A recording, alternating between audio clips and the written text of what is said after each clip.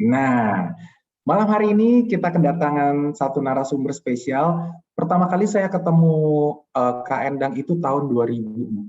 Waktu itu usia saya masih 15 tahun. Saya ikut program yang diadakan oleh Kak Endang dan tim itu ada di Klaten, namanya Top Holiday. Program yang sangat berkesan bagi saya secara pribadi karena program itu betul-betul ada kita kena hukumnya, ada disiplinnya, pulang dari sana kami cuci piring sendiri, bayangkan gitu ya. Terus ada nangis-nangisnya juga, melodramatik banget anak 15 tahun pas udah bubaran nangis-nangis sama kakaknya tuh kejer banget gitu ya. Dan saya sapa, selamat malam Kak Endang. Selamat malam, Apa Suryadi. kabar Kak? Luar biasa. Luar biasa, Kak Endang selalu semangat dari dulu. Dan Kak Endang ini wajahnya perubahannya itu sangat tipis sekali. Wah, saya masih kenal jelas dan detil gitu ya. Waktu itu mungkin rambutnya sedikit agak panjang aja. Waktu 2004 gitu. Nah, ini Kak Endang dari Klaten. Kak Endang adalah seorang kepala sekolah dari Sekolah Putra Bangsa di Klaten. Dan topiknya sengaja kita pilih dan sangat cocok dengan narasumber pada malam hari ini karena topiknya adalah di sini banyak sekali Kak Endang terutama pada masa pandemi ya, ibu-ibu, teman-teman saya pribadi juga banyak mom and dad gitu yang curhat. Ini sekolah online, kenapa kita mesti bayarnya full? Yang ngajar saya juga. Wah, aduh, dan ternyata kita orang tua di rumah baru merasakan betapa sulitnya mengajarkan anak juga mendampingi anak belajar. Terutama yang anak-anak masih SD kecil atau mungkin TK gitu itu apa namanya sangat-sangat menantang gitu ya. Harus kabur sana kabur sini. Yang SMA juga ternyata punya tantangan sendiri. Tiba-tiba laptopnya on lalu dia tidur. Wah, banyak macam deh. Dan tentunya kita punya harapan sebagai orang tua, kepengen deh rasanya kalau punya anak nggak usah kita paksa-paksa, dia sendiri yang punya inisiatif, punya tanggung jawab. Kayaknya dia yang memang kepengen gitu Kak buat sekolah. Makanya topiknya malam hari adalah bagaimana membuat anak mencintai sekolah. Kak Endang, kayaknya juga udah nggak sabar Kak Endang. Nanti Mama Endet pertanyaan sudah dirangkum di grup WhatsApp. Nanti kalau masih ada yang mau tanya silakan raise hand. Kami masih membuka kesempatan juga buat Q&A. Dan saya sapa juga teman-teman Mama Endet semua dari Cakep Upskill. Selamat malam. Selamat datang di webinar bersama dengan Ide Plus Growing Center yang malam hari ini akan dibawakan oleh Kak Endang, seorang pengamat pendidikan dan juga seorang kepala sekolah dari Sekolah Putra Bangsa Klaten. Kak Endang, silakan Kak. Ya, terima kasih Suryadi. Sama-sama Kak. Ya, selamat malam untuk Bapak Ibu sekalian, Mom and Dad ya panggilannya selamat malam. Hari ini saya mau sharing sedikit pengalaman saya sebagai guru, sebagai kepala sekolah dari Sekolah Putra Bangsa. Pada waktu saya disodori temanya, bagaimana membuat anak mencintai sekolah. Kenapa yang ditekankan cuma anak ya? Pertanyaan saya, kalau ingin anak mencintai sekolah, ini serius. Kalau ingin anak mencintai sekolah, apakah orang tuanya mencintai sekolah? Ya, karena dari pengalaman kami, mendidik anak itu tidak bisa hanya dari satu sisi, dari sekolah. Begitu orang tua menyerahkan anak ke sekolah, sudah lepas tangan. Udah haknya sekolah, tolong dibimbing, nanti keluar udah jadi anak yang sesuai dengan keinginan saya. Wah, itu jauh sekali dari yang dinamakan pendidikan yang sempurna, pendidikan yang berhasil. Kenapa orang tua juga harus mencintai sekolah? Karena kita partner nih, sekolah dan orang tua ini partner dalam mendidik anak bareng-bareng. Saya beri contoh yang mudah. Kalau di sekolah itu pasti anak mendapat tugas. Kemudian kalau tugasnya sudah menumpuk banyak, anak-anak misalnya, ini yang kejadian di sekolah kami, anak-anak mengeluh, mengerjakan tugas sampai malam, apalagi dengan sistem online ini, anaknya ada yang tidur pukul 1 pagi, 2 pagi. Mereka bilang ini tugasnya dari sekolah terlalu banyak. Apa yang dilakukan orang tua? Sebagian besar, saya yakin bukan orang tua yang ada di sini, sebagian besar orang tua akan langsung menudingkan jari ke sekolah. Mereka akan bilang, oh gurumu memang guru yang bodoh gitu ya, guru yang suka menyiksa anak, guru yang suka menteror anak. Wah, guru sampai dianggap teroris loh. Serius. Kata-kata ini yang didengar anak, kemudian masuk ke dalam pikiran anak, akan lama-lama membuat anak, oh ya, sekolah memang bukan suatu lembaga, yang layak untuk dicintai. Itu yang pertama. Jadi biasanya kami kumpulkan orang tua sering sekali, kemudian kami beritahu juga, kami sharingkan seperti ini. Sama dah, kita sama masalahnya. Ada anak datang ke guru, kemudian membawa cerita yang heboh tentang orang tuanya. Bu guru tahu nggak? Miss tahu nggak? Kalau saya itu di rumah dimarahin orang tua, saya dimarah sampai diikat, di tiang, dipukulin. Pada waktu kami dengar cerita seperti itu, apa kami langsung mengatakan, oh orang tua kamu nggak benar nih, orang tua kamu kurang ajar ya, kok bisa-bisanya melakukan seperti itu ke anak? Enggak. Kami akan mengatakan, oh ya tunggu sebentar, kami dengar, kami tampung, kemudian kami ajak bicara. Supaya tidak ada anak itu melihat, oh sekolah seperti ini ya, sekolah memang tempat guru-gurunya bodoh, ini sekolah sistemnya nggak bener, sekolahmu itu cuma mata duitan aja, musim pandemi pelajaran online tapi tetap harus bayar full gitu. Jadi keluhan-keluhan semacam ini keluar dari orang tua, didengar oleh anak, anak jadi nggak suka sekolah. Nah, saya akan sharing, saya izin share screen ya. Jadi pada waktu saya diberi topik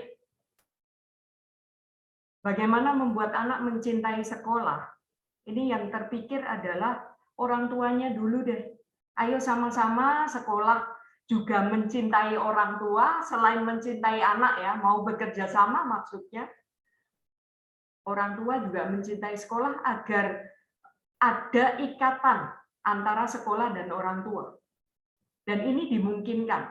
Saya yakin dimungkinkan, entah dengan cara apa, tapi ini bukan suatu hal yang mustahil. Dan yang saya mau garis bawahi di sini, karena cinta sekolah dan cinta belajar ini dua hal yang berbeda, Bapak Ibu. Sangat berbeda. Saya begitu mendapat tema untuk di-sharingkan hari ini, cinta sekolah, saya melakukan survei kecil-kecilan.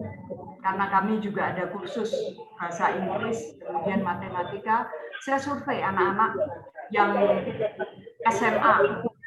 Kamu cinta sekolah nggak sih? Dan mereka jawabannya, wah bermacam-macam.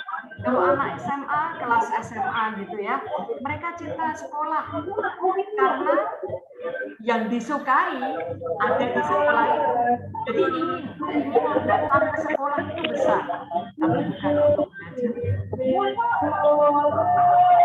Kemudian kalau anak yang lebih kecil, ada anak yang mengatakan, saya cinta sekolah. Saya lebih suka di sekolah daripada di rumah. Karena kalau di rumah dengar omelan mama, jadi saya lebih mending pergi ke sekolah aja deh. Itu cinta sekolah. Tapi yang mau saya garis bawahi adalah cinta belajar. Ini yang saya rasa lebih penting dari cinta sekolah. Karena cinta belajar ini ada di dalam diri yang akan dibawa kemanapun. Cinta belajar itu ya anak penuh keingintahuan, ingin tahu, ingin mengembangkan idenya. Jadi dia bisa belajar dimanapun, dengan siapapun, apapun, karena dia ingin belajar, dia ingin mengembangkan diri, ya. Nah ini kalau dilihat ilustrasinya, dengar kata belajar aja reaksinya anak bisa bermacam-macam ya. Ada yang reaksinya, wah apa ini ya, belajar apa ini ya. Ada yang sudah menganggap belajar itu suatu yang menakutkan. Nanti pasti saya kena masalah nih kalau belajar. Masalah dengan guru, masalah dengan tugas. Ada anak yang sudah suka belajar, Ada anak yang dengan belajar muncul ide-ide baru, ada anak yang ya cemas dengan kata belajar. Kenapa bisa terjadi keengganan untuk belajar? Karena begitu saya memikirkan bagaimana cara anak agar cinta belajar, saya teringat satu buku yang pernah saya baca, dan ini buku sangat luar biasa, yaitu tentang mindset, atau cara berpikir, cara pandang, yang ditulis oleh Carol Dweck, ya, mindset, khususnya growth mindset. Nah, ini tadi yang saya bilang, supaya anak suka belajar, suka sekolah, pergi ke sekolah tanpa disuruh-suruh, mereka happy, datang ke sekolah dengan tersenyum. Kalau lihat seperti itu, yang happy bukan cuma orang tuanya, loh. Gurunya juga happy. Anak turun dari mobil dengan senyum, dia bilang good morning, selamat pagi Bu. Itu yang happy juga gurunya. Suatu keinginan yang saya yakin pasti orang tua juga menginginkan. Tapi banyak kali kami lihat, karena guru-guru menyambut di gerbang gitu ya, anak turun dari mobil aja wajahnya sudah kusut. Wah, ini pasti ada masalah nih di rumah. Dan dari pengalaman kami, jika anak bermasalah di sekolah, itu biasanya sumbernya adalah rumah. Maaf, ini kenyataan yang kami lihat dari sekian belas tahun memiliki sekolah. Anak bermasalah, sumbernya dari rumah. Karena mau tidak mau harus diakui bahwa orang tua adalah guru utama dan guru pertama anak. Beban atau tanggung jawab, saya tidak akan bilang sebagai beban, tapi tanggung jawab sebagai orang tua itu memang sangat luar biasa. Nah, ini tadi yang saya katakan growth mindset. Saya tadi mengatakan saya lebih memilih anak-anak mencintai belajar daripada sekedar cinta sekolah. Cinta sekolah bagus nggak? Bagus, tapi akan lebih bagus daripada sekedar cinta sekolah, anak-anak cinta belajar. Ada slogan mengatakan long life learning, long life learner. Ini karena mungkin terjadi karena orang yang menjadi pembelajar sepanjang hayat ini suka belajar. Dan suka belajar ini, saya kira dasarnya adalah growth mindset. Ini pola pikir yang dimiliki anak. Siapa yang membangun, siapa yang membantu pola pikir ini tumbuh di dalam diri anak? Orang tua dan guru pada saat anak sudah mulai masuk ke dalam sekolah. Ada bacaan yang Bapak Ibu bisa lanjutkan untuk membaca jika tertarik dengan ide growth mindset ini. Satu adalah buku Mindset yang ditulis oleh Carol S. Dweck dan Grit yang ditulis oleh Angela Duckworth. Nah, kalau saya bicara tentang sedikit yang lebih teoritis ya, growth mindset itu apa sih? Growth mindset ini adalah kondisi pikiran yang selalu memotivasi seseorang untuk belajar konsep baru. Ini yang membuat anak senang sekolah, senang belajar, karena ada dorongan untuk belajar sesuatu yang baru. Dia ingin menjadi orang yang lebih baik. Keingintahuannya sangat tinggi. Ada salah satu rekan kerja, ini bisa ke diri kita sendiri masing-masing ya. Saya kira-kira sebagai orang tua, saya sebagai guru, apakah saya punya growth mindset? Apakah saya punya kondisi pikiran yang selalu memotivasi saya untuk belajar konsep baru? Luar biasa susah, Bapak Ibu. Pada waktu pandemi terjadi ya, sekitar 2 tahun lebih yang lalu, yang pertama terjadi di pikiran saya dan para guru yang lain adalah, aduh, ini gimana ya mau melakukan proses pembelajaran? Saya yakin tidak bisa seumur hidup, sepanjang hidup kita cuma punya growth mindset. Ada saatnya kondisi pikiran ini nggak selamanya penuh motivasi ya. Ada saatnya kita down dan oke. Pada saat kita down, pada saat semua pikiran buntu, oke, berhenti sebentar. Ini apa yang harus dilakukan? Kemungkinannya apa? What can we do? What's next? Oh, kita harus mulai pembelajaran online. Dengan menggunakan apa? Ada banyak pilihan, dipelajari. Yang terus terang yang selalu menjadi motivasi bagi guru, itu adalah bagaimana bisa memberikan pembelajaran dengan baik. Nah, ini yang membuat kita ingin belajar, menggunakan metode online, kemudian menggunakan ini aplikasi Moodle. Tapi ini keinginan ini loh yang dinamakan growth mindset. Ini kalau anak sudah punya ini, Bapak Ibu tinggal ngamati aja. Memberikan fasilitas sambil mengamati supaya jalannya tetap lurus. Kemudian berikutnya adalah dengan growth mindset, orang percaya bahwa kemampuan yang paling dasar dapat dikembangkan dengan kerja keras. Anak sudah punya keingintahuan, punya keinginan untuk berkembang, dan tidak ragu-ragu untuk kerja keras. Luar biasa ya. Dan ini bisa dibangun. Ini bisa dimiliki oleh anak. Dengan bantuan siapa? Orang tua. Pandangan seperti ini, growth mindset ini, menciptakan rasa cinta untuk belajar. Tadi tujuan kita. Dan yang penting juga adalah daya tahan, yang merupakan faktor penting untuk pencapaian yang luar biasa. Growth mindset, kecintaan untuk belajar, dan daya tahan.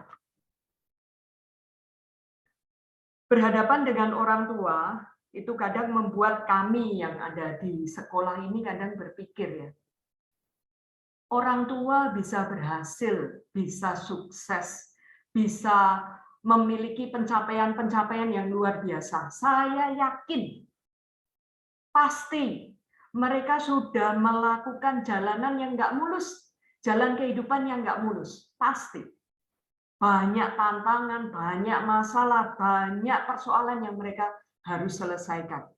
Tapi sayangnya, untuk anak mereka nggak mau, anak saya jangan sampai punya masalah deh. Itu juga kalau tadi Suryadi menyebutkan tentang top holiday, itu juga ide awalnya. Kita mengadakan top holiday memberikan kebahagiaan, senang karena ikut holiday, tapi dengan siksaan dalam tanda kutip. Jadi ini yang harus dilakukan, saya kira ini yang harus dilakukan orang tua. Jangan sampai anak itu hanya sediakan fasilitas yang bagus. Semuanya harus dibuat mulus. Biarkan mereka mengalami jatuh bangun, menemui masalah. Karena ini yang akan membangun daya tahan. Kalau Bapak Ibu membaca buku Grit ini diartikan bisa daya tahan oleh Angela Duckworth tadi. Angela Duckworth ini melakukan penelitian pada orang-orang, pada mahasiswa yang masuk ke West Point. West Point ini pusat latihan militer sekaligus pendidikan seperti akademi militer ya, yang sangat keras di Amerika. Mereka harus berjuang mati-matian nih, anak-anak mau masuk ke West Point. Mulai dari SMP, nilai mereka sudah dipantau, sampai SMA, kemudian akhirnya nilai mereka ini digunakan sebagai landasan untuk masuk West Point. Masih ada latihan fisik, masih ada latihan-latihan yang lain. Melewati jalan yang penuh kesulitan, masuk West Point harusnya bangga, harusnya senang. Ternyata enggak. Ada juga yang enggak kuat. Akhirnya mereka meninggalkan akademi militer yang dianggap sudah topnya deh, nomor 1 di Amerika. Karena daya tahannya tidak punya. Padahal mungkin loh kita membangun daya tahan, kita membangun rasa cinta untuk belajar. Seperti apa sih sebetulnya growth mindset? Kalau cuma diceritakan growth mindset,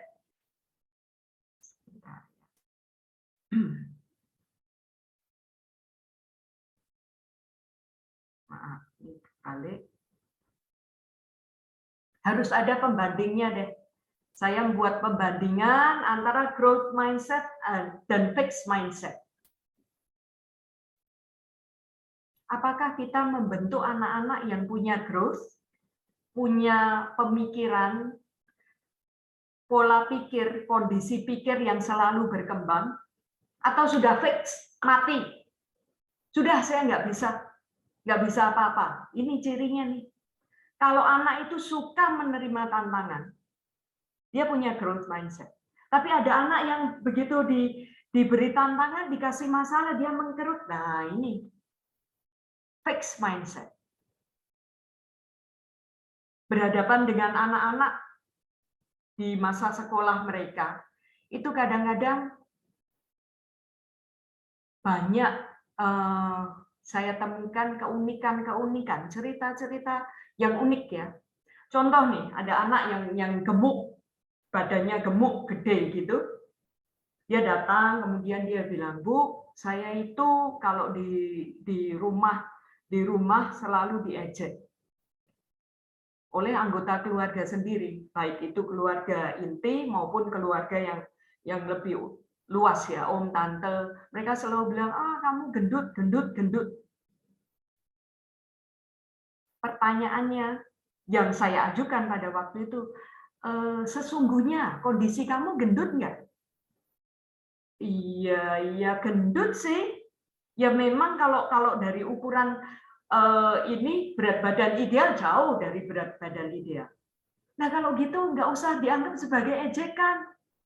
Jadi nggak usah sakit hati kalau memang gendut, dikatakan gendut nggak usah diambil hati. Kecuali kamu gendut dikatakan kurus. Nah ini ejekan nih, ya kan? Tapi kondisinya seperti ini. Kemudian saya ingin belajar nari. Ini kejadian beneran. Dengan kondisi fisik gendut, saya ingin belajar nari. Dan tarinya bukan main-main loh Bapak Ibu. Dia pengen belajar tari balet. Kalau Bapak Ibu punya anak seperti itu, apa yang Bapak Ibu katakan? Kondisi fisik, kelebihan berat badan, sampai belasan kilo ya.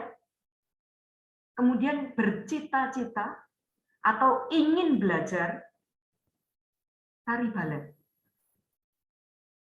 Reaksi spontan orang tua akan apa? Apa yang dikatakan orang tua? Kira-kira menanamkan growth mindset atau fixed mindset? Kebanyakan seperti si anak ini. Tapi papa mama bilang, kamu tuh nggak usah mikir yang neko-neko deh. Ya, jadi mati lagi. Keinginan untuk berkembang diputus, dikatakan mustahil kamu punya mimpi kayak gitu, nggak mungkin. Kamu tuh loh berat badannya belasan kilo dari berat normal. Dan yang bertanggung jawab siapa? Yang menghancurkan akan tumbuhnya growth mindset? Keluarga, orang tua.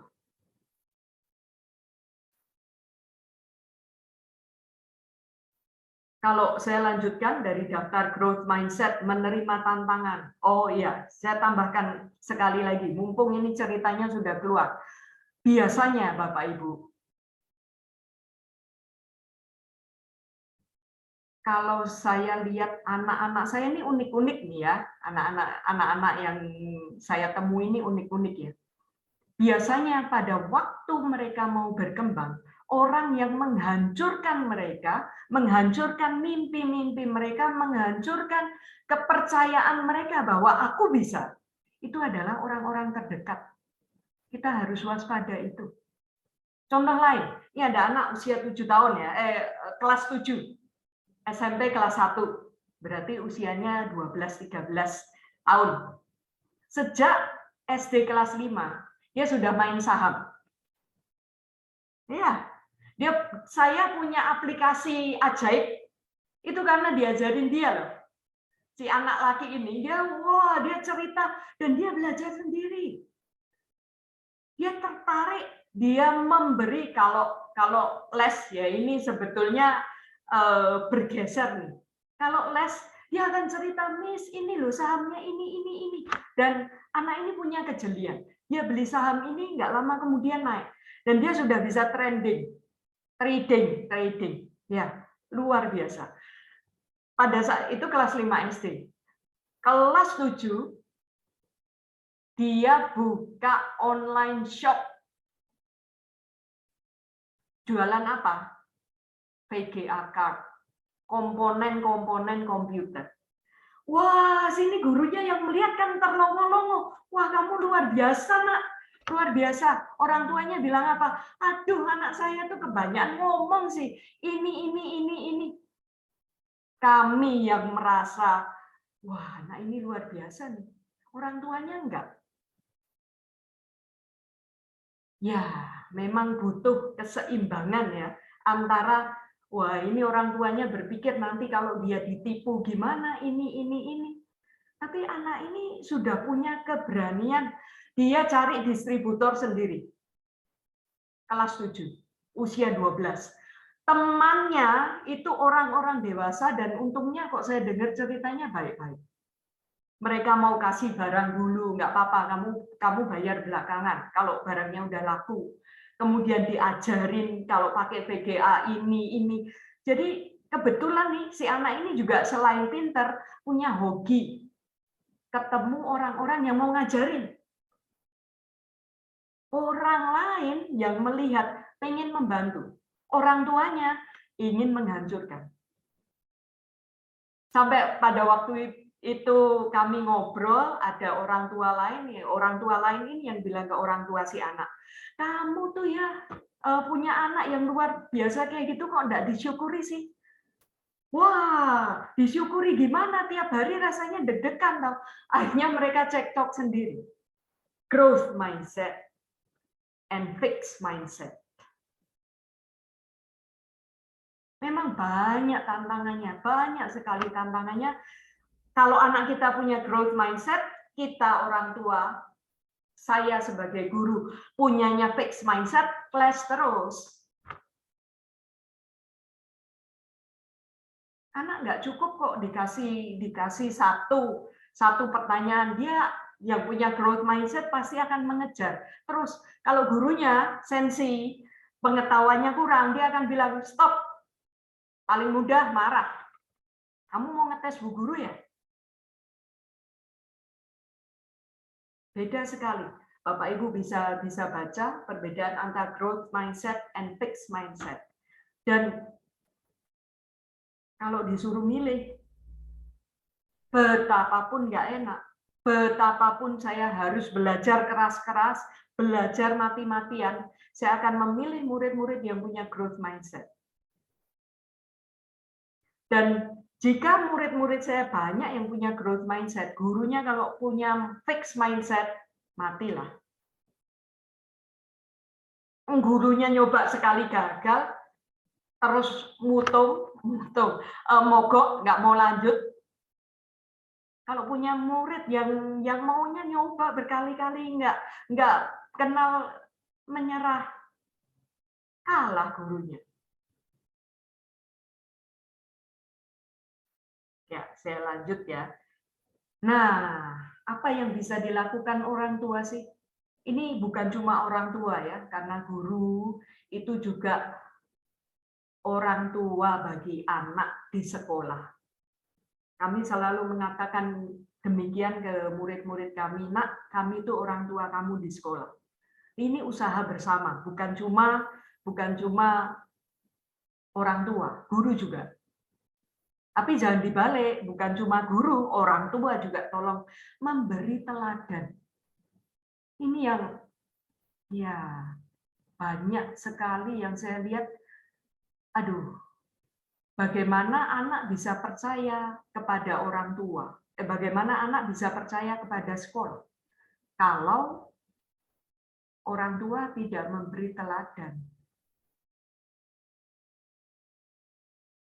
memberi teladan lainnya, contoh lain. Kita menyuruh anak belajar, kita pengen anak cinta belajar. Orang tuanya apa yang dilakukan pada waktu anak belajar? Main handphone. Atau paling tidak kutak-kutik dengan handphone. Nanti pasti akan bilang, mama kerja, papa kerja. Ya ini pengorbanan. Pengorbanan sebagai seorang mamah, sebagai seorang papa. Pada waktu belajar, ayo semua. Maukah Bapak Ibu mengorbankan waktu? Kalau saya bilang ke anak-anak, kamu belajar nggak perlu lama, nak. 1 jam sehari, asal rutin, minimal 1 jam. 1,5 jam, oke. Saya masih terlalu berat, putus ya di 2. 45 menit, 45 menit. Kalau anak suka belajar, 1 jam belajar, dia bilang kurang. Jadi keteladanan seperti ini, wah waktu saya terpotong 1 jam, yaitu pengorbanan yang harus dilakukan orang tua. Di sekolah, guru pun seyogyanya, sebaiknya juga memberi contoh yang sama. Sekarang yang ditekankan untuk kurikulum sekarang ya, kurikulum dan kurikulum yang terbaru, kurikulum Merdeka Belajar itu yang ditekankan adalah literasi dan numerasi. Literasi, kemampuan membaca dan memahami teks. Kenyataannya anak kita rendah sekali kemampuan literasinya. Supaya kemampuan literasi mereka meningkat, butuh keteladanan. Kami ada waktu tersendiri di mana dikatakan semua anak harus membaca. Ada waktu di sekolah, letakkan semua dan membaca. Guru juga bawa buku bacaan. Paling tidak itu keteladanan, bukan cuma omong aja.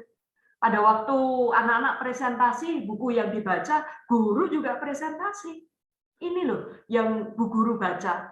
Ceritanya ini, latar belakangnya ini, moral of the story ini. Jadi anak-anak bukan merasa, oh kami disuruh baca, Bu Guru baca nggak sih? Jadi dua pihak, orang tua dan sekolah harus memberi keteladanan. Kemudian yang harus diajarkan adalah komunikasi. Bapak Ibu, kami temui banyak orang tua yang tidak bersedia menceritakan masalahnya kepada anak. Mereka beranggapan anak saya masih terlalu kecil, mereka nggak usah tahu masalah orang tua. Saya tidak akan judge yang mana yang betul, yang mana yang salah. Tapi yang saya lihat adalah kenyataan anak kami, beberapa orang, itu orang tuanya cukup terbuka kepada anak, menceritakan kondisi keuangannya yang memang sedang tidak baik, dan si anak ini bukannya menjadikan itu beban, tapi menjadikan ini dorongan, membantu orang tua. Jadi bukan ide yang totally wrong gitu ya, yang salah sama sekali, untuk menceritakan, saling share. Jadi anak juga, oh mama cerita ya, papa cerita ada masalah seperti ini. Tentu saja dengan batasan-batasan tertentu ya. Kemudian mereka juga akan punya keterbukaan juga. Mereka kalau ada masalah cerita. Fair. Dan kalau gagal, coba lagi deh. Kalau gagal, salah, coba lagi. Dan yang terakhir ini ada tips yang diberikan dalam buku Mindset. Orang tua dan guru bagaimana bisa membantu anak menumbuhkan growth mindset. Yang pertama sudah saya katakan, ayo anak-anak diajak bicara, diajak ngobrol. Saya yakin ini suatu kemewahan. Banyak orang tua yang merasa, aduh sudah terlalu sibuk untuk mengajak anak bicara, tapi luangkan waktu.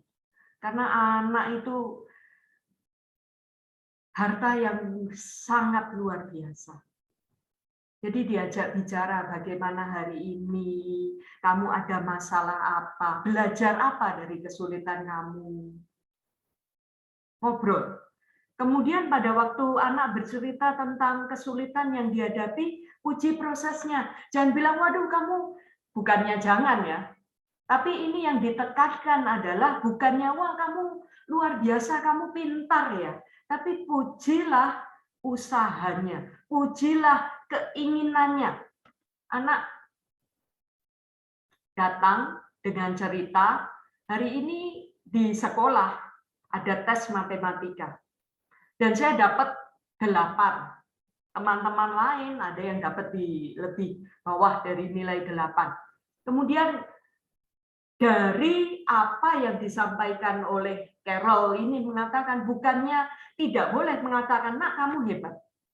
Tapi lebih ke arah, wah, dipuji prosesnya. Wah, kamu pasti sudah kerja keras untuk mencapai nilai ini. Jadi merubah cara bicara. Cara yang ketiga, mengingatkan anak bahwa otak itu bertumbuh kok. Kami sudah melihat banyak sekali kasus di sekolah. Orang tua itu kan inginnya tahu anak itu IQ-nya berapa gitu ya. Anak saya IQ-nya berapa sih? Nanti kalau sudah tahu hasilnya, anaknya IQ-nya di atas rata-rata, bangga luar biasa. Kalau anaknya IQ-nya di bawah rata-rata, slightly ini borderline gitu ya, mereka stresnya luar biasa. Tapi satu hal, otak kan berkembang. Anak diingatkan, otak itu kemampuan, kecerdasan, dan bakat, kemampuan, talent ya, intelligence and talents itu titik awalnya aja. Dan kami melihat bukan hanya sedikit contoh.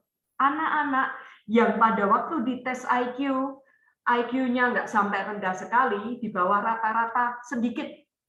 Mereka jadi mahasiswa yang cukup berhasil, aktif dalam kegiatan, bukan orang yang gagal.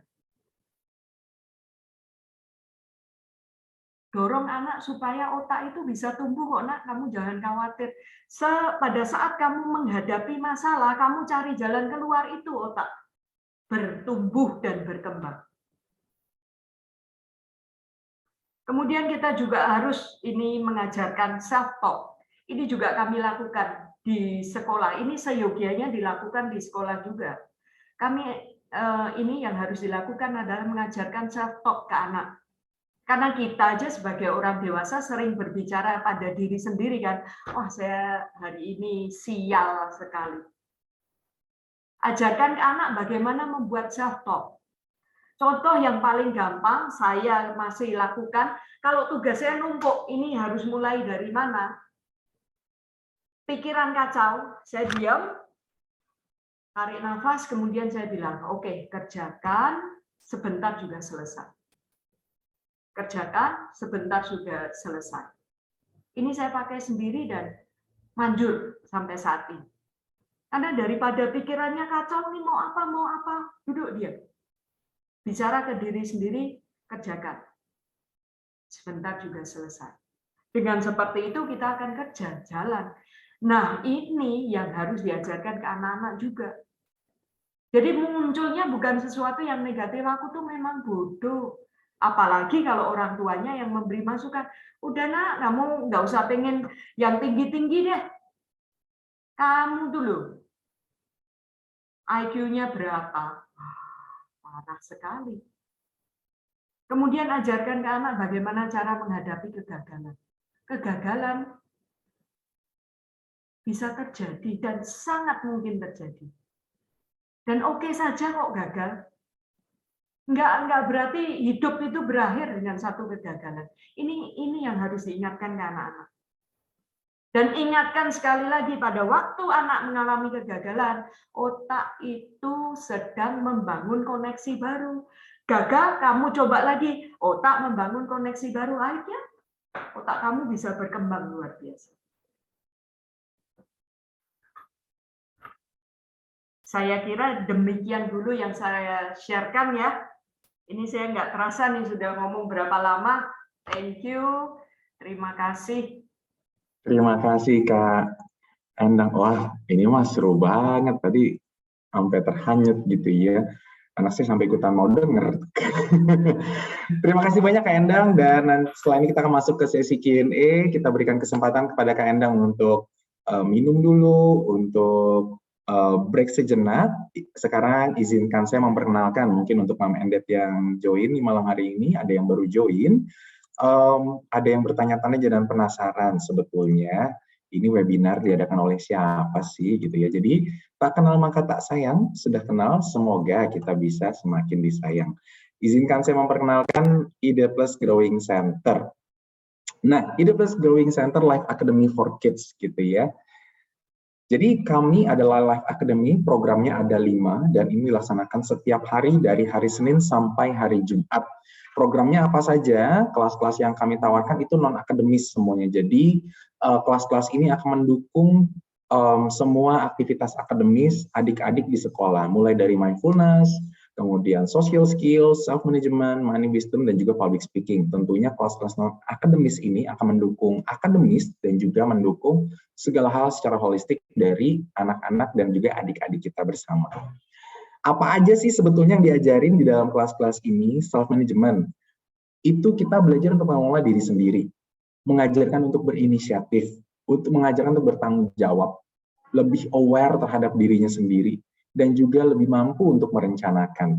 Sedangkan social skill itu mengajarkan, di dalam kelas ini kami mengajarkan untuk anak bisa berempati, adik-adik bisa berempati, untuk memiliki respect satu sama lain, karena tentunya untuk kita bisa networking dan juga berteman, itu membutuhkan rasa hormat antar satu individu dengan individu yang lain. Dan juga mengajarkan kerjasama dan juga kolaborasi, karena banyak aktivitasnya di sana yang bersifat kerjasama tim, dan juga harus berkomunikasi satu dengan yang lainnya. Money Wisdom, basically ini adalah kami mengajarkan tentang uang dan juga psikologi, kaitan antara uang dan juga psikologi, pendapatan dan pengeluaran, menabung dan berbagi, serta fondasi finansial literasinya. Karena kami rasa ini adalah hal yang penting gitu ya, apalagi tadi Kak Endang juga cerita ada anak umur kelas 5 ngajarin pakai ajaib. Itu kan ajaib ya. Saya aja baru pakai aplikasi sejenis itu di usia ke-30 gitu. Jadi ini anak kelas 5 SD. So sebetulnya emang informasi sangat luas sekali. Sedangkan di mindful ini mengajarkan anak untuk lebih fokus, lebih memiliki kontrol diri, menyadari sensasi, persepsi, dan juga pergerakan segala macamnya. Begitu ya, sehingga anak-anak bisa lebih menyadari perasaan-perasaan yang muncul, sensasi-sensasi yang muncul, dan lebih mampu mengontrol dirinya sendiri. Dan public speaking tentunya semua sudah tahu, ini adalah program pertama kami gitu ya, dan bertumbuh dengan program-program lainnya. Ini mengajarkan adik-adik untuk inisiatif, tanggung jawab, presentasi, dan juga komunikasi. Kenapa ada inisiatifnya di public speaking kami? Karena adik-adik dipersilahkan untuk mengerjakan tugasnya masing-masing, dipersilahkan untuk tampil. Jadi bukan kami ajak tampil, adik-adik yang meminta untuk tampil, sehingga kita menanamkan kepercayaan diri dan juga keberhargaan pada diri sendiri, serta berdaya sejak dini. Nah, kayak apa sih kelasnya? Kelasnya kira-kira akan kita saksikan di video yang berikut ini. Sebentar, kayaknya kedengeran suaranya ya. Oh, kedengeran sih.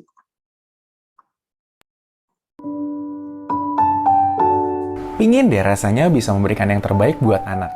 Mulai dari kebutuhan, kasih sayang, pendidikan, dan perhatian. Ya, supaya jadi anak yang bahagia dan tumbuh besar menjadi manusia yang berkarakter dan berbudi baik. Menemani Anda dalam persiapan bekal anak menjadi sosok yang berkemampuan, berkarakter luhur, serta sukses dalam segala aspek kehidupan.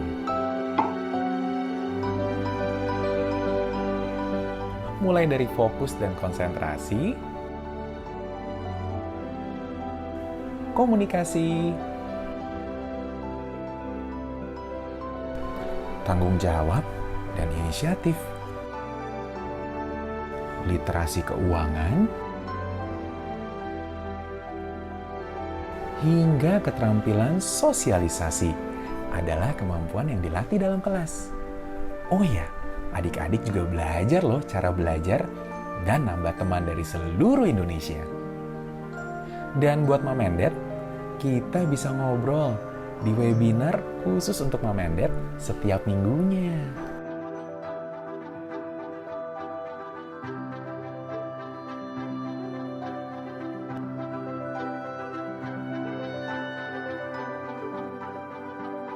Seneng deh bisa ketemu dan kenalan sama Mom and Dad.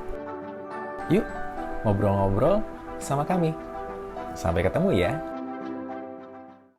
Ya, itu videonya.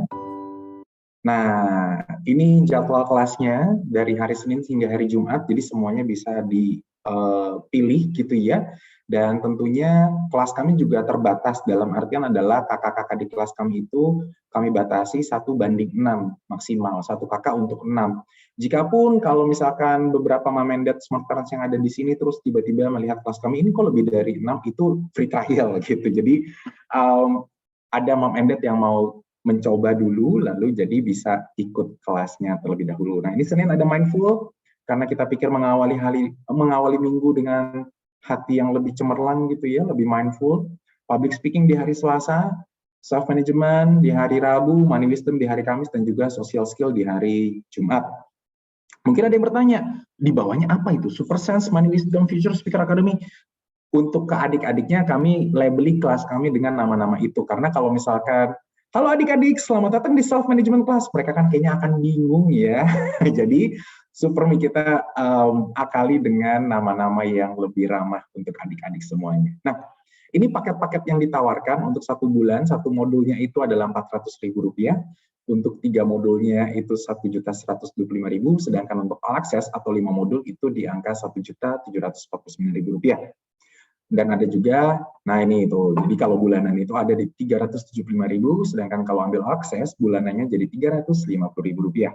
Bisa juga ambil paket 3 bulan, 1 modul, 3 modul, dan juga all access, nilainya tertera, jauh lebih ekonomis tentunya jika Anda mengambil 3 bulan, dan ini dia nominal yang dikeluarkan setiap bulannya apabila mengambil paket 3 bulan untuk paket 1 modul, 3 modul, ataupun all access gitu ya. Tentunya all access 3 bulan ini sangat-sangat ekonomis. Tetapi spesial untuk Mom and Dad yang ada di sini, ini survei tadi ya. Nah, ini ada testimoni.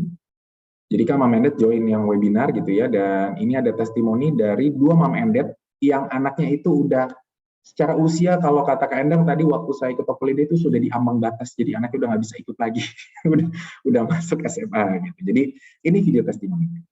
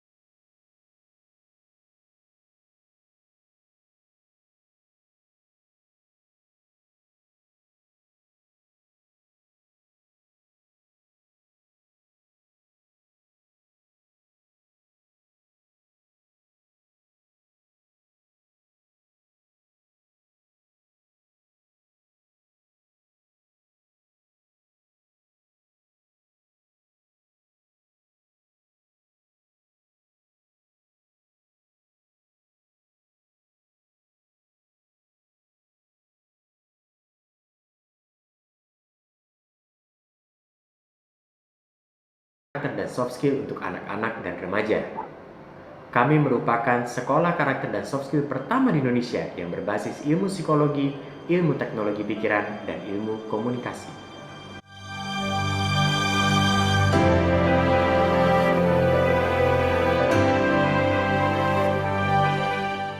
Pada dasarnya, semua anak cerdas dan memiliki potensi untuk sukses di masa depannya. Hanya saja mungkin di area atau bidang yang berbeda-beda. Howard Gardner, seorang psikolog dan juga peneliti dari Universitas Harvard, mengenalkan teori mengenai multiple intelligence. Melalui teori ini dijelaskan bahwa kekuatan orang bisa saja ada di area yang berbeda-beda. Ada seseorang yang cerdas secara verbal linguistik, ada lagi orang yang cerdas secara logika matematika, ada juga kecerdasan musik, kecerdasan kinestetik, interpersonal, dan lain-lainnya.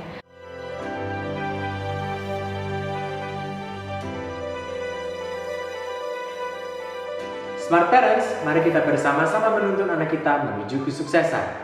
Ide Plus, your parenting partner.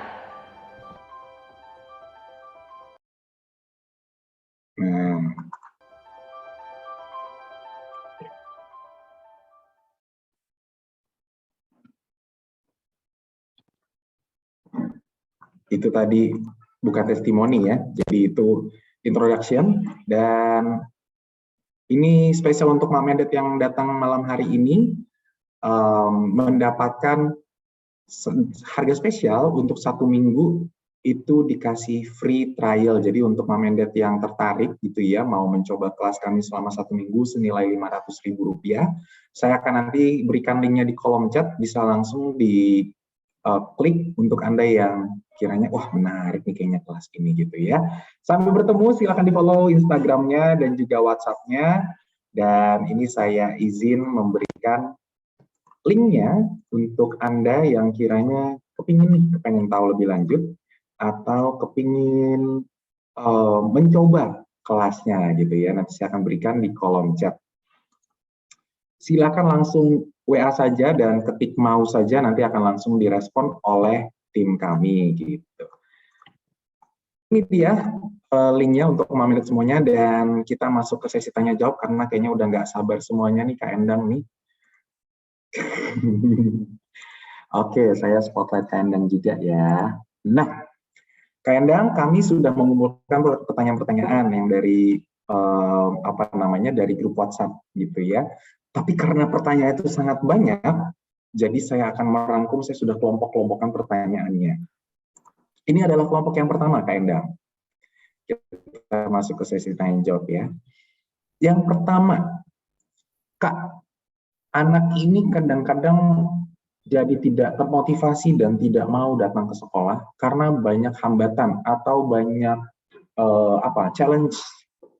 Selain mungkin anaknya yang karakteristiknya dan profilnya pendiam, sehingga ketika ke sekolah itu nggak terlalu banyak teman, jadi dia malas gitu ya. Atau bisa juga karena dapat nilainya tuh kecil, jadi dia nggak semangat untuk belajar. Ada juga yang anaknya tuh mudah bosan, jadi maunya tuh baru duduk sebentar bosan gitu ya. Atau mungkin juga anaknya tuh nggak betah duduk lama aktif gitu, jadi bosanan gitu di kelas Kak. Gitu ya. Untuk ketika ada hambatan-hambatan seperti ini, ada tips nggak Kak yang bisa diberikan kepada smart parents untuk bisa memotivasi anak-anak ini ketika ketemu hambatan-hambatan yang variatif ini? Ya, sudah ya. Bisa langsung dijawab. Silakan Kak. Kalau tadi dikatakan hambatan-hambatan anak yang bosan, mudah merasa bosan, kemudian merasa challenge yang diberikan di sekolah terlalu berat, itu pasti terjadi di mana-mana. Kalau menurut saya, satu, dari dalam diri dulu, anak ini diajak bicara. Tadi yang saya katakan, ini nggak apa-apa kok, kamu begini, saya cerita kisah nyata aja ya. Di tempat kami itu pasti dong ada anak yang merasa bosan. Kadang dia tugas, ini saya sekalian curhat ya. Jadi sekolah itu maunya jadi tempat yang nyaman. Sekolah itu maunya jadi tempat yang anak-anak ayo datang ke sini nih, sekolah nih. Tapi kami terikat dengan yang namanya kurikulum. Ya, itu otomatis harus ada tugas-tugas yang diberikan. Mau nggak mau kan? Jadi ayo sama-sama kita gunakan ini. Bosan ikut pelajaran. Bapak Ibu pernah merasa bosan nggak sih? Bosan kerja? Bosan rasanya, aduh ngapain ya? Ini skill yang anak-anak harus bisa tangani. Saya merasa kamu bosan, oke. Terus kamu kira-kira kebayang nggak caranya gimana menghilangkan bosan? Karena ada banyak waktu di mana kita nggak bisa lari kok. Ini sesuatu yang harus dilakukan, mau tidak mau, suka tidak suka. Ada salah satu definisi dari being a genius. Genius itu adalah orang yang punya kemampuan melakukan sesuatu hal dengan baik, bukan dengan sempurna ya, dengan baik, tidak peduli dia suka atau tidak suka. Salah satu yang saya pikir, ini anak bosan, kemudian pindahlah ke yang lain, kegiatan yang lain. Nanti, wah sebentar bosan lagi. Contoh yang paling mudah, les piano, pengen beneran pengen, iya, ikut baru 1 bulan udah bosan lah, pengen ganti biola. Orang tua pindahkan ke biola, baru sebentar bosan. Mental seperti apa yang terbentuk? Kalau ada kasus seperti ini, biasanya kami minta orang tuanya ngobrol ke guru. Bu, dan kami juga banyak terima masukan seperti ini, Bu, anak saya gampang merasa bosan di kelas. Itu bagaimana, Bu Guru, kira-kira apa yang harus saya lakukan? 1. Kemudian, maaf, ini Bu Guru bisa bantu apa ya? Biasanya guru akan mencari teknik. Saya nggak yakin ya, tapi pasti kalau guru diajak berkomunikasi dengan baik, ini akan mencari teknik. Paling tidak, saya yakin semua orang punya itikat membantu kok. Kalau kita berkomunikasi dengan baik, makanya butuh ini ya, ikut join ID Plus mungkin. Jadi membangun kemampuan untuk berkomunikasi dengan baik. Saya punya masalah seperti ini. Tolong saya bisa dibantu apa? Karena akan ada tiba saatnya di mana anak-anak harus menghadapi kenyataan, nggak bisa lari. Tadi yang saya bilang contoh nih, si anak ini bosan dan dia beranggapan menyelesaikan sekolah itu cuma untuk mengisi waktu. Karena orang tuanya berpikiran nanti kamu SMA-nya akan ke luar negeri. SMP itu cuma ngisi waktu sampai umur kamu cukup untuk ambil exam, ambil ujian apa supaya kamu ke luar negeri. Mati nggak sekolah yang seperti itu? Anaknya datang ke sekolah dengan aku cuma mau ngisi waktu aja.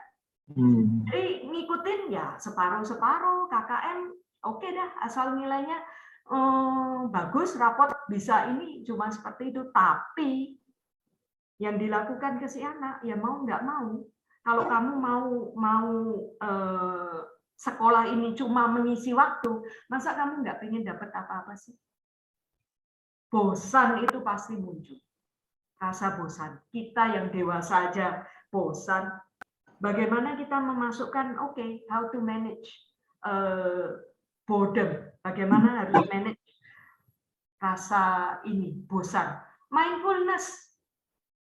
Tadi makanya saya tertarik, saya udah buka tentang ID Plus ini dan saya bilang, ini benar-benar, ini bukan promosi ya. Tapi kalau saya pikir ID Plus ada di Klaten bagus juga karena membantu dari sisi sekolah dan orang tua. Jujur saya katakan dari sisi sekolah. Kami ingin sekolah pasti semua ingin mengajarkan 3 hal. Karakter, skill, knowledge. Ya, orang bilang nih, karakter, keterampilan, dan pengetahuan. Tapi kami sekolah terikat dengan aturan, kurikulum. Akhirnya knowledge ini yang makan porsi besar. Karakter dan skill ini akan jadi otomatis berkurang. Kami butuh partner untuk mengajarkan ini, karakter dan skills. Orang tua, ayo diajak jadi partner kami mengajarkan karakter dan skill. Salah satunya masalah kebosanan seperti ini muncul kok. Jadi yang pasti anak diajak bicara, kalau bapak itu dulu nomor 1. Yang harus dilakukan adalah kami sebagai guru juga bukannya deny. Miss Endang bisa tahu kamu merasa bosan. Miss Endang juga terima. Jadi perasaan itu diterima bahwa kamu bosan. Tapi kalau ini harus dilakukan, menurut kamu gimana caranya? Karena ini nggak bisa dihilangkan, nggak bisa diambil, nggak bisa kamu tidak melakukan. Yuk dicari jalan sama-sama. Apakah kalau saya khususnya mengajar bahasa Inggris ya, saya kasih contoh menghafalkan daftar kata kerja. Go, when, gone, eat, at, eaten. Waduh, bosan, daftarnya panjang. Udah sejak kelas berapa dihafalin, nggak hafal-hafal gitu ya. Bosan kan? Oke. Saya bisa terima kamu merasa bosan. Tapi kalau ini tidak boleh ditinggalkan, yuk kita cari cara yang lebih menarik. Menurut kamu caranya gimana yang lebih menarik? Biasanya kadang-kadang muncul ide yang mengejutkan loh dari anak-anak. Kita buat game ya, Miss. Kita tampilin ini slide. Oke, kamu bisa buat nggak pakai PowerPoint? Bisa. Kadang-kadang saya terbantu banyak dari anak-anak. Begitu kurang lebih. Dan ini mindfulness. Kita nggak punya banyak waktu untuk membicarakan mindfulness. Tapi dasar dari growth mindset itu adalah mindful. Anak tahu apa yang dirasakan dan tahu bagaimana mengelolanya. Saya merasa marah. Apa bisa langsung gebrak meja marah? Nggak mungkin. Ada aturan-aturan, ada jalan yang harus dia lakukan. Tapi saya terima loh rasa marahmu, saya terima loh rasa bosanmu. Menurut kamu gimana? Jangan kita dulu yang memberi ide. Mereka bisa kok. Kadang-kadang pada saat anak hatinya enak, kadang-kadang bisa keluar, oh iya ya, anak ini yang tadi saya bilang dia sadar, oh iya ya, iya deh. Sekarang saya cari gimana ya ngetrik. Saya bisa tahu nih kebiasaan guru ini kalau ngajar pasti soalnya seperti ini. Dia punya trik-trik sendiri kok. Nah ini soft skill yang diperlukan anak. Kalau bisa diajari di ID Plus ya masukkan ID Plus. Kalau enggak ya kita bangkitkan dari anak sendiri. Sesuatu perasaan diterima kemudian ditanya ini kalau nggak bisa dihindari, menurut kamu gimana jalan keluarnya? Kalau memang mentok, nggak bisa, tadi ya yang pertama komunikasi ke guru. Kemudian anak nggak usah menggantungkan orang lain, anak diajak ngomong. Ketiga, kalau nggak bisa, ya ke ahlinya, psikolog. Psikolog anak, mereka pasti punya banyak ide yang kita kadang-kadang nggak terpikir. Begitu kurang lebih jawabannya. Terima kasih Kak Endang. Jadi kalau saya simpulkan, saya izin ada dua ya Kak. Yang pertama, masukin aja ke ID Plus. Langsung aja tuh diklik linknya, ketik aja mau gitu ya untuk Mama Endet yang berminat. Yang kedua itu adalah coba diajak ngobrol dan sama-sama dikelola problemnya dan juga sama-sama dicarikan jalan keluarnya, bukan sifatnya dari orang tuanya yang nyekokin gitu ya Kak. Kalau tadi aku arahnya sih cenderungnya ke sana ya Kak. Jadi keputusan juga anak gitu ya, bukan dari orang tuanya aja. Karena kan kadang-kadang anak agak jengah ya Kak kalau udah kamu gini. Kamu nggak tahu perasaanku. Oke, kita lanjut ke pertanyaan berikutnya Kak Endang ya. Ini seru banget. Kak, sebetulnya nih pertanyaannya simpel banget. Supaya anak rajin ke sekolah, kasih reward boleh apa enggak? Kalau saya pribadi masih mengatakan reward itu sangat oke. Saya tanya ke orang dewasa ya, happy nggak kalau dikasih reward? Kalau tahu dikasih angpau gitu happy nggak? Happy Kak. Happy kan? Jadi reward itu salahnya apa sih? Asal bukan semua dikasih reward. Sampai pencapaian sesuatu, oke. Saya masih bilang ada anak misalnya anak-anak TK. Dia belum mau ke sekolah, terlalu nyaman di rumah, dia belum mau. Ya sudah, reward itu lama-lama bisa dikurangi. Kenapa enggak? Kalau orang bilang buat anak happy dulu, kalau happy-nya masih dari reward. Cerita nyata juga, ada anak bisa belajar membaca, mau belajar membaca, reward-nya apa? Waktu SD kelas 1, makanan.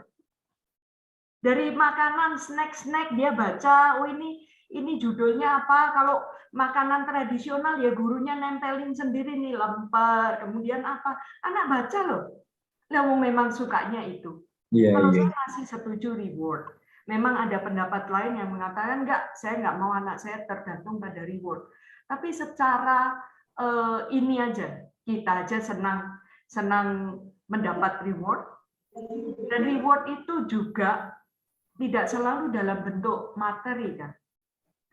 Bisa ditepuk-tepuk, diuyel-uyel gini aja sudah reward. Bagi anak mungkin di kepalanya di ini sama guru itu sudah wah luar biasa sekali, wah ditepuk bahunya good job, sudah bangga sekali, reward.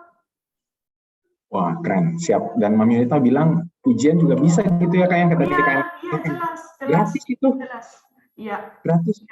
Dan tentunya tadi kalau Mami Endet mereview lagi tadi juga ada rewardnya, dipuji usahanya gitu ya, Kak ya.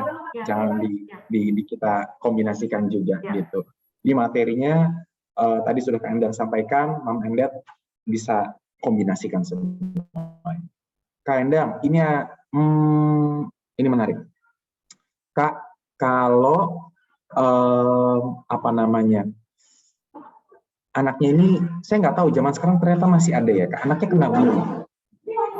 Gimana cara ngedorong dia supaya anak ini tuh gitu, berani, atau mungkin dia bagaimana dia bisa mengelak dan kawan-kawannya tuh bisa menghadapi bullying ini, Kak? Kalau ada kasus bully di sekolah, itu yang pertama dilakukan kalau orang tuanya tahu. Karena banyak kasus bully yang orang tua nggak tahu. Orang tua jadi orang terakhir yang tahu bahwa anaknya dibully. Tapi sebetulnya bukan orang terakhir sih. Guru juga jadi orang terakhir yang tahu bahwa ada anak yang membuli anak lain. Jadi kalau Bapak Ibu notice tahu bahwa anaknya dibully, itu segera hubungi sekolah. Itu satu. Kemudian untuk membangkitkan anak yang, karena kalau dibully itu rasanya pasti down sekali. Dia ketakutan, dia merasa nggak berdaya. Ini kalau menurut saya dibawa ke psikolog ya. Itu kadang-kadang kita menangani sendiri. Iya kalau benar. Karena kan kadang-kadang kita beranggap alah kayak gitu aja kamu balas pukul. Oh ini sama sekali kalau saya bilang no. Ada kan orang tua yang kamu masa dipukul sama anak gitu aja nggak berani balas pukul dong. Itu orang atau karakter macam apa yang ditanamkan ke anak. Dia pikir dia bisa menyelesaikan semua masalah dengan kekerasan. Jadi kalau memang teridentifikasi anak terkena bully, nomor satu harus beritahu sekolah. Karena siapa tahu, dan saya pikir sangat wajar jika sekolah tidak tahu bahwa ada anak yang dibully. Karena pembuli itu nggak pernah melakukan bullying di depan guru. Iya, benar. Dan sesama anak yang lihat juga nggak cerita. Itu banyak kasus. Jadi beritahu sekolah, anak saya kena masalah seperti ini, kemudian dilihat dari sisi psikologi, kalau memang kelihatan anaknya down sekali, dibawa ke psikolog yang lebih ahli, yang lebih biasa menangani kasus-kasus seperti ini. Karena perlu dibangkitkan rasa ini ya, tadi tidak berdaya. Jangan sampai dibawa sampai dewasa. Ya. Ada orang yang lebih ahli yang bisa membantu menangani kasus bullying ini. Baik. Terima kasih Kak Endang. Kak Endang, ini ada 3 sebenarnya seru nih. Tapi yang ini agak menarik ya Kak. Begini, Kak, ini mungkin dari guru nih. Kalau tiba-tiba anak lagi jam belajar di rumah atau lagi di sekolah, nangis, terus marah-marah, burn out gitu. Guru harus melakukan apa Kak? Apakah seperti yang tadi sudah disampaikan di pertanyaan pertama itu? Kalau tiba-tiba, kalau tiba-tiba marah itu beda ya, tantrums gitu ya, tahu-tahu marah. Ya, semacam tantrum gitu ya. Kalau prakteknya sebagai guru, kalau masih bisa ditenangkan, diberi minum, diajak keluar. Jangan berada di area atau dia kalau di ruang kelas dia bisa diajak keluar, tenangkan dulu. Sambil satu kunci, terima perasaan yang dia sedang rasakan saat itu. Kamu marah, oke. Tapi kalau marah, teriak-teriak tanpa bicara, ini saya nggak bisa paham. Tolong cerita. Kalau sudah tenang ya, kalau sudah tenang. Intinya adalah saya terima, kamu merasa marah. Jadi minum, kemudian diajak lihat yang hijau-hijau, biar hatinya tenang, kemudian diajak bicara. Hanya pada waktu anak sudah tenang. Oke. Yang seringkali saya lihat praktek yang kurang adalah menerima perasaan, alah gitu aja kok marah. Kamu dikatain gendut-gendut, alah gitu aja kok marah. Iya, bagi kita yang merasa nggak apa-apa dikatain gendut, kalau bagi dia itu sangat menyakitkan kok.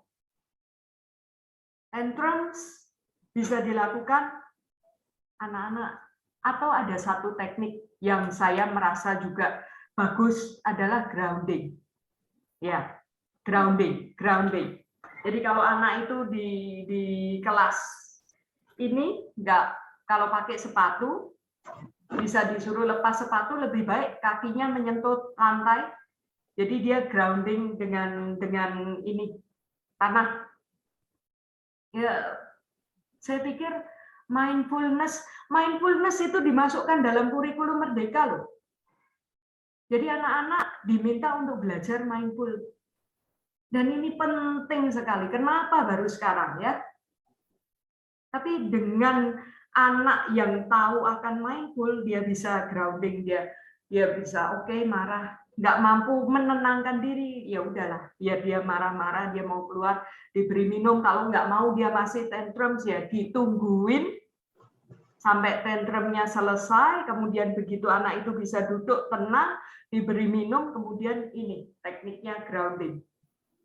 Ada banyak teknik grounding, bisa teknik 5-4-3-2-1, itu yang berhubungan dengan panca indera semua.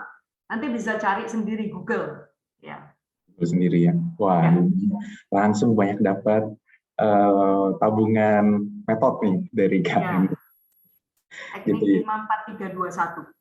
Teknik 5-4-3-2-1. Saya langsung mengingat-ingat waktu saya sekolah SD dulu ya Kak. Kalau ada murid seperti itu tiba-tiba di kelas anak-anak angkatan kami marah-marah, yang terjadi adalah kami yang akan dihabisi oleh guru kami waktu itu. Jadi nggak ada langsung kami dihukum di luar kelas atau mungkin sudah hormat bendera sampai siang itu. Jadi makanya beruntung sekali kita berada di era-era seperti ini di mana semuanya punya edukasi yang baik, bisa menerima semua perasaan dan bersyukurlah adik-adik ini gitu ya. Kami juga senang sekali melihatnya. Kak, ini 2 pertanyaan terakhir. Ini singkat saja. Kak, kalau kita sebagai orang awam melihat kualitas sekolah itu, apa sih Kak sebenarnya yang paling penting dari sekolah itu? Apakah kualitas pengajarnya harus SPD atau bukan SPD? Dari sebuah sekolah itu kualitasnya yang kita lihat apa sih Kak di luar harga ya? Kalau saya melihat sekolah, saya akan memasukkan anak saya ke sekolah yang bisa diajak komunikasi. Itu satu hal yang penting. Mau sekolah mahal, mau sekolah yang ini, asal guru, kepala sekolahnya bisa diajak komunikasi. Kan bisa, kita ketemu ngobrol, ini orangnya nih nggak bisa diajak komunikasi. Ada kok, dan kelihatan misalnya ya, kalau mau ikut sistemnya, kalau mau masuk sekolah sini ya ikut sistem kami. Wah, ini nggak bisa diajak komunikasi. Bukan berarti saya akan menyetir sekolah. Paling nggak saya bisa menyampaikan unek-unek kok anak saya merasa seperti ini ya, kasus bullying. Kalau bisa diajak komunikasi, sekolah akan open dong. Oke, ada seperti itu terjadi di sekolah kami, itu luar biasa. Biasanya kan nggak mungkin. Kami pengajarnya mengawasi 24 jam, nggak ada bullying, berarti nggak bisa diajak komunikasi. Saya penentunya adalah orang-orangnya bisa diajak komunikasi, Kak. Karena yang tadi saya katakan, komunikasi yang penting. Paling tidak dari sosok tertinggi dari sekolah itu, kepala sekolah. bisa terima pada waktu ngobrol kan pasti Bapak Ibu tahu, oh ini orangnya kelihatannya bisa menerima ide, keluhan dari orang tua. Itu akan sangat membantu, akan sangat bisa membantu kalau kita punya masalah dengan anak. Itu. Oke. Dan tentunya nanti di apa namanya, diterima masukannya dan sehingga kualitas sekolahnya secara tidak langsung juga akan terus meningkat gitu ya Kak ya. Ya. Ini ada komentar Kak Endang dari Mam Yunita gitu ya. Ini Putri dari Mam Yunita ini murid kami dari Bali gitu. Ini katanya Kak Endang daging semua nih, setuju banget, komunikasi nomor 1. Wah, aduh. Mam Yunita terima kasih banyak gitu ya. Kak, kayaknya pertanyaan sudah habis karena yang terakhir itu terkait dengan bagaimana tanggung jawab. Saya rasa itu sudah terjawab tadi dengan komunikasi dan juga bagaimana mengelolanya yang tadi Kak Endang sudah sampaikan, hambatan gitu ya. Di pertanyaan yang pertama itu masih menyambung. Dan saya ucapkan terima kasih banyak kepada Kak Endang. Sebelum kita tutup, nanti jangan kemana-mana Smart Parents semua, karena kita akan masuk ke sesi yang paling ditunggu-tunggu, yaitu foto bersama. Namun sebelum kita foto bersama, dari Kak Endang, apakah ada untayan kata untuk menutup sesi kita malam hari ini, Kak? Oke. Saya hanya ingin mengatakan satu hal, Bapak Ibu sekalian sebagai orang tua, mari kita siksa anak dengan penuh cinta. Maaf. Menarik ya. Kita akan lanjutkan dengarkan uraiannya. Jadi jangan dipotong nih Mandate Smart Parents nih. Ini harus didengarkan filosofinya. Jadi, sorry. Mau minum dulu Kak, silakan Kak. Kita berikan waktu kepada Kak Endang ya. Dan ini ada Lauselinda juga nih, ada Lauselinda nih. Nanti kita foto bersama ya, Mam Endet semuanya ya. Ini saya di sini seperti reunian nih. Ada teman-teman lama yang saya tahu namanya. Oke. Jadi sebagai penutup, saya minta orang tua itu menyiksa anak dengan kasih sayang. Dalam artian, anak itu jangan diberi cuma yang enak-enak saja. Jangan biarkan, malah jangan biarkan. Jalannya anak-anak itu mulus. Jangan. Kalau anak mau masuk jalan yang agak berlubang, kemudian ada polisi tidur, biar aja. Sebagai orang tua kita amati. Karena sudah terbukti dari masalah, anak itu akan bertumbuh. Bukan dari yang mulus, bukan dari yang bersih, steril, tidak ada masalah. Kalau kita menyiapkan anakmu semuanya ditata deh. Ini sekarang gini aja. Bapak Ibu tahu bubble wrap ya? Kita punya anak di bubble wrap supaya nggak kebentur-bentur. Pada waktu kita sudah tidak ada. Ada waktu ayah ibunya sudah tidak ada. Apakah ada orang yang akan memasangkan bubble wrap? Apakah ada orang yang akan selalu memuluskan jalan? Nggak ada. Jadi dari kecil ini biarkan anak mengalami kegagalan, kekecewaan, kemarahan, rasa sakit hati, nggak apa-apa. Biar mereka bisa punya kekuatan bounce back. Mereka punya kekuatan untuk kembali bangkit. Ini yang paling penting. Supaya anak kita nggak mudah kena sakit mental. Apa gagal sedikit, down, kena sakit mental. Butuh dilatih pelan-pelan. Bahkan sejak kecil, sejak playgroup, sejak usia 1-2 tahun sudah bisa dilatih seperti itu. Jangan biarkan hidup anak kita tanpa masalah. Tapi jangan berarti orang tua carikan masalah buat mereka, enggak juga. Jadi jangan biarkan, kalau ada masalah kecil, kita siap aja dari belakang, lihat anak saya kuat nggak ya. Ada anak mau naik monkey bar, panjat-panjatan. Ya, nggak boleh, jangan nak, nanti jatuh. Jatuh beneran loh. Itu doa kita. Ya kan, jangan nanti jatuh beneran. Tapi kita amatin aja, oke. Sambil dijagain, kalau memang berbahaya, kita tangkap. Kira-kira dalam kehidupan akan jadi seperti itu. Karena kedepannya bukan berarti masalah itu akan berkurang. Begitu. Baik, terima kasih banyak Kak Endang. Saya entah kenapa ya, dengerin Kak Endang dari tadi itu ya, hati saya nih berdegup kencang. Saya pengen bangunin anak saya pengen didik dia langsung loh Kak, tiba-tiba gini. Penuh semangat gitu, jadi berasa sangat semangat. Kak Endang, terima kasih banyak Kak. Saya mewakili Smart Parents mengucapkan terima kasih banyak atas waktunya Kak Endang malam hari ini, dan Kak, kami izin foto bersama ya, sama-sama ya. Smart Parents juga silahkan yang berkenan buka video gitu ya, silahkan buka videonya, kita akan foto sama-sama. Nah Kak Endang, coba silahkan Kak, kira-kira yang wajah-wajahnya familiar ada siapa aja Kak Endang? Kita tebak-tebak wajah nih malam hari ini sambil nunggu Smart Parents buka video nih. Kalau anak-anak yang ini mantan Top Holiday sudah nggak kenal deh, udah jadi ganteng-ganteng, cantik-cantik. Kalau Cilinda kenal nggak Kak Endang? Oh, iya dong. Kenal dong. Ya. Oke kalau begitu. Baik, ini sudah semua buka. Sip, boleh lihat ke arah fotografer lagi kebiasaannya ini sih ya. Lihat ke arah kamera ya, senyum sama-sama semuanya 1, 2, 3. Nah, saya cek dulu sebentar, apakah ada yang merem, apakah tidak. Oke, good. Cukup. Terima kasih banyak Kak Endang. Sekali lagi saya ucapkan semoga Kak Endang sehat selalu. Kami senang sekali bisa ketemu sama Kak Endang. Semoga Kak Endang juga berkesempatan lagi buat berbagi lagi sama kami di komunitas webinar parenting ini. Terima kasih juga buat Mama and Dad semuanya. Saya mewakili dari teman-teman di The Plus Growing Center dan juga Kak Endang mengucapkan terima kasih. Mohon maaf apabila ada yang tidak berkenan, sehat selalu, dan selamat kita membimbing anak kita untuk mencintai belajar dan menjadi role model yang baik buat anak kita. Happy weekend, bye-bye. Take care semua. Thank you, semoga bermanfaat. Pasti sangat bermanfaat, Kak Endang. Terima kasih banyak.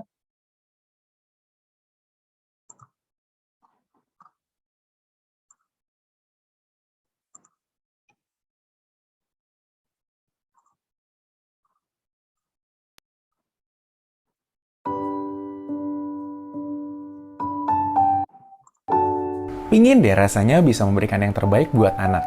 Mulai dari kebutuhan, kasih sayang, pendidikan, dan perhatian. Ya, supaya jadi anak yang bahagia dan tumbuh besar menjadi manusia yang berkarakter dan berbudi baik. Menemani Anda dalam persiapan bekal anak menjadi sosok yang berkemampuan, berkarakter luhur, serta sukses dalam segala aspek kehidupan. Mulai dari fokus dan konsentrasi, komunikasi, tanggung jawab, dan inisiatif, literasi keuangan, hingga keterampilan sosialisasi adalah kemampuan yang dilatih dalam kelas. Oh ya, adik-adik juga belajar loh cara belajar dan nambah teman dari seluruh Indonesia. Dan buat Mom and Dad, kita bisa ngobrol di webinar khusus untuk Mom and Dad setiap minggunya.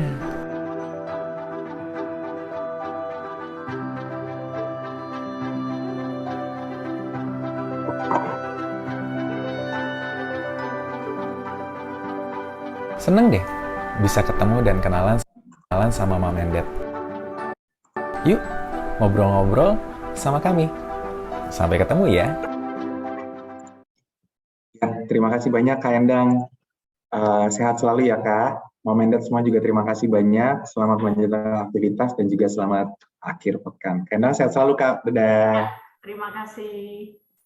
Terima kasih Kak.